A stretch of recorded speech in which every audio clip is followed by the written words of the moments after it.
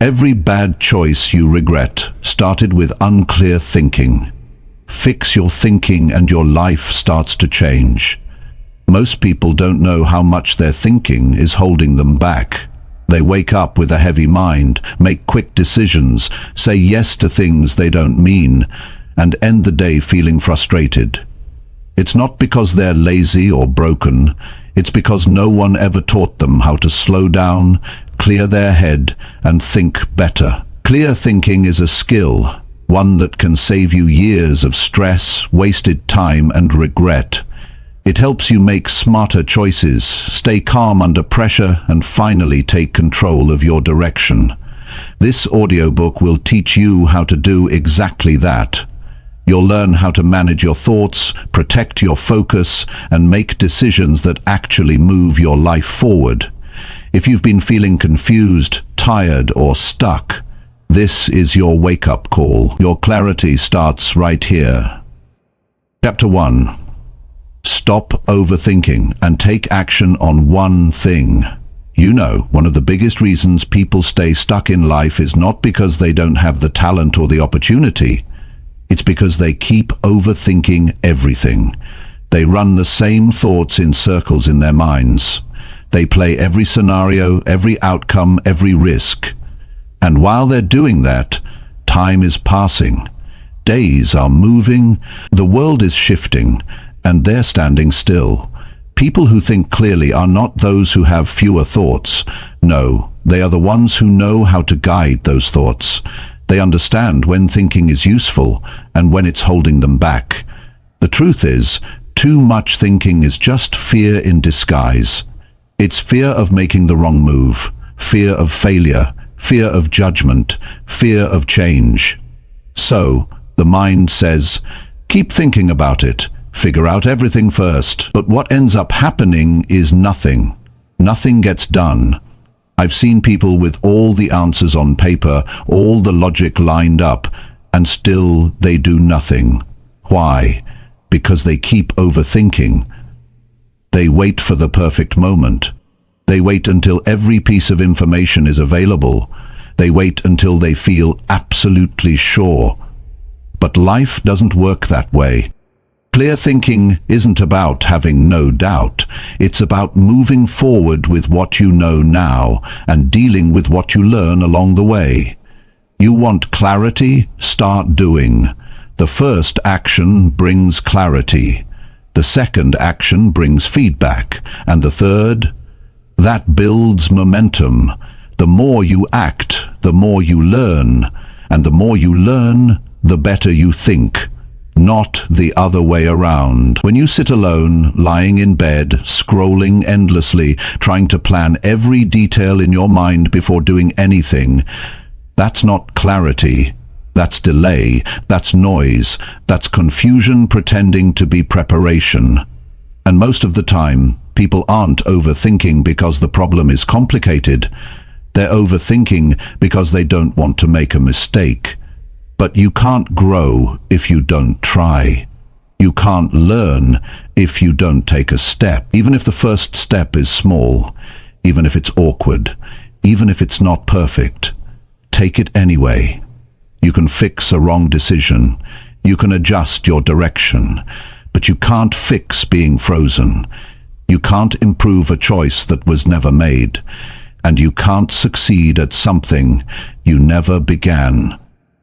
The brain loves comfort, it loves safety, and it will do anything to keep you away from discomfort. Overthinking is its way of protecting you, but what it's really doing is locking you into hesitation. And hesitation, when it becomes a habit, turns into a life of missed chances, missed opportunities, missed experiences. And those things, they hurt far more than a wrong step ever could. Now think of this. One good decision today, just one, can change everything. One step forward in the right direction might feel small, but it starts a path. One phone call, one conversation, one email, one new habit. That's all it takes to start seeing clearly again. Your mind becomes sharper when it's engaged, when it's doing something that matters. That's when thoughts become organized. That's when you stop overthinking and start solving. People don't need more time to think. They need more courage to begin. They need to believe that it's okay not to know everything, that it's okay to fail once or twice, that it's okay to start small, because the person who starts small with consistency always outpaces the person waiting to be perfect. There's something powerful about movement. When you do something, even if it's not flawless, you feel it. Your energy changes. Your thoughts get clearer, your direction sharpens. But when you sit in hesitation too long, your energy drops. Your mind gets cloudy. You begin to doubt yourself more, not less. The longer you wait, the heavier the step becomes. So how do you stop overthinking? You pick one thing. What if you asked, not 5, not 10, 1? Something that matters to your life right now, something you've been putting off, and you say, I will do this today. No excuses, no second guessing. You just do it. And when that's done, you do the next thing. You build a system of small steps. And step by step, your thinking starts to clear up. Because now you're not just thinking, you're living. You're experiencing.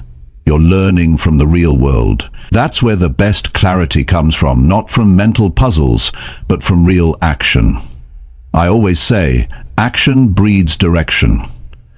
You don't need a 10-year plan to move forward. You need one choice. And that choice should be something that breaks the cycle of overthinking. Something that puts you back in control.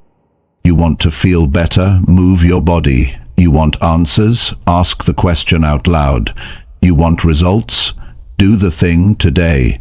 Clear thinking is not found in sitting quietly hoping for clarity to drop from the sky. It's earned through progress, one day at a time. You don't need permission to start. You don't need every detail solved. You just need to believe that thinking clearly doesn't come from thinking more. It comes from acting smarter. Here's the truth. Most of your stress isn't caused by what's happening. It's caused by how long you've been avoiding it. That delay fills your mind with stories, and those stories wear you out. But once you take action, those stories vanish. You realize the problem wasn't as big as you made it, or maybe it was. But now you're in motion. Now you're moving. And when you're moving, you're strong. You're clear. You're alive. You don't need to be fearless. You just need to be willing. Willing to start. Willing to try. Willing to fail. Willing to fix. That's how better decisions are made. That's how you start thinking clearly again. Not through waiting, not through worrying, through action. So here's your challenge. What's the one thing you know you need to do but haven't done yet? Do it today. Not because someone told you, not because you feel fully ready. Do it because you want your mind back, because you want to trust your own decisions again, because you want peace. And peace comes from doing what you said you would do. Action builds trust with yourself. Every time you follow through, your brain gets the message, I'm someone who handles life. I'm someone who gets things done. And that message, that belief, is where clear thinking starts. You don't have to be perfect. You don't have to be fast. You just have to start.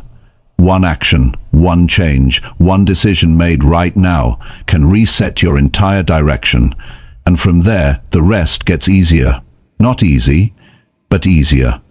Because you've shown yourself what's possible. You've built momentum.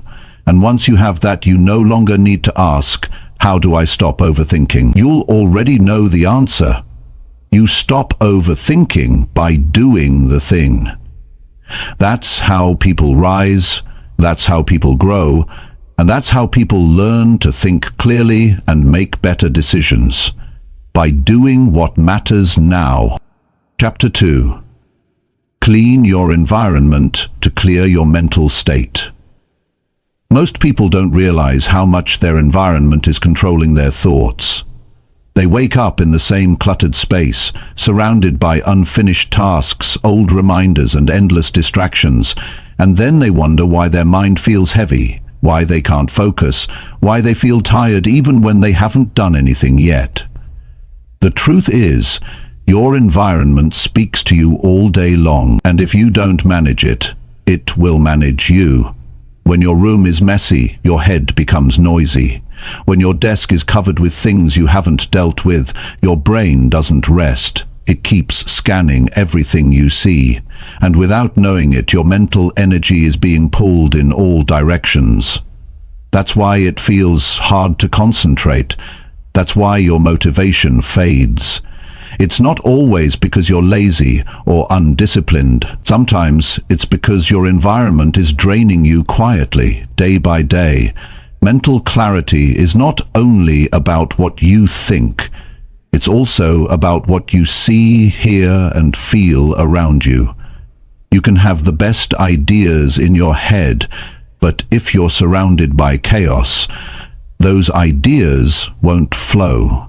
They get blocked, they lose strength, and you start to feel stuck, like something's holding you back, but you can't explain what it is. One of the simplest but most powerful things you can do to think clearly is to clean your space, not as a chore, not just to be neat, but as a mental reset. When you pick something up and put it where it belongs, you're not just clearing a table, you're telling your brain, I'm in control. When you throw away what you no longer need, you're making space, not just physically but mentally. Your environment reflects what you tolerate. If you accept clutter, confusion, and noise in your space, you start to accept it in your thinking too. But when you raise the standard in your surroundings, your thinking starts to rise with it. You become sharper, you become more decisive, you feel lighter, not just because the room is clean, but because your mind finally has space to breathe. Think about it. How do you feel when you walk into a clean room? You feel calm, you feel clear, you feel ready. That's not an accident. That's your brain responding to order. And when your surroundings are in order, your mind doesn't have to fight through the noise to get to what matters. Start small. Clean one surface. Organize one drawer. Throw out what you haven't used in months. Don't wait until you feel like it. Start doing it to change how you feel. Because every time you clean your space, you're training your brain to focus, you're building discipline. You're creating an environment that supports your growth instead of fighting it. And it's not just about physical clutter. It's also about what you keep around you that no longer serves your direction. Look at your wall, look at your screen, look at the things you see every day. Do they help you grow? Do they remind you of your goals? Or do they pull you backward into things you should have let go of a long time ago? The people you allow into your space matter too. If you're always around noise, gossip, negativity, don't be surprised if your thinking becomes reactive and unclear. Protect your environment like you protect your peace, because what you allow in will shape what comes out of you. If your environment is full of things that don't align with your values, don't expect your actions to align either. And this goes deeper than just cleaning a desk or deleting a few files. It's about building a system around you that helps you think better every day. Set up a space where you can focus. Put your phone out of sight when you need to concentrate. Turn off the sounds that interrupt your thoughts. Create routines that make your day feel structured. You don't need luxury, you need clarity. People underestimate the power of simplicity. Clear space leads to a clear routine. A clear routine leads to a clear mind. And a clear mind, that leads to strong decisions.